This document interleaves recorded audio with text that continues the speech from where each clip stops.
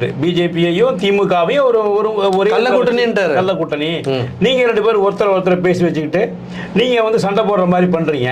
மும்மொழி கொள்கைன்னு திடீர்னு கொண்டு வந்து அவங்க நுழைக்கிறாங்க. இல்ல நாங்க இருமொழி கொள்கை தான் சொல்லிட்டு உங்களுக்கு இருக்கக்கூடிய பிரச்சனைகளை நாங்க யாரும் பேசிடக்கூடாது அப்படிங்கிறதுக்காக கிட்டத்தட்ட விஜய் சொல்வது ஒரு பகுதியில் சரி. என்னை பொறுத்தவரை இப்போ மத்திய அரசாங்கத்து மேலே கடுமையான விமர்சனம் மக்களுக்கு மிகப்பெரிய அதிருப்தி இருக்கான்னா இருக்கு. அதே போல திமுக மேலே அதிருப்தி இருக்கா, அவங்க அவங்களோட தேர்தல் அறிக்கையில் சொன்னதெல்லாம் செஞ்சு முடிச்சிட்டாங்களா அப்படின்னா அதுவும் இருக்கு. நடைமுறையோட பல்வேறு பிரச்சனைகள் இன்னைக்கு தமிழ்நாட்டில் நடந்துகிட்டு இருக்கு. டொமஸ்டிக் வயலன்ஸை பற்றி பேசினாக்கா நம்ம நிறைய பேசலாம், அதில் இருக்கு, இஷ்யூஸ் இருக்கு. அப்போ இந்த மாதிரியான விஷயங்களை யாரும் கவனப்படுத்திடக்கூடாது, இதன் மீது மக்களுடைய சிந்தனை போயிடக்கூடாதுன்னு இவங்களே ஒரு கோல் போஸ்டர் தள்ளி வைக்கிறாங்க. முந்தா நேற்று வரலாம் தமிழ்நாட்டில் என்ன இருந்தது?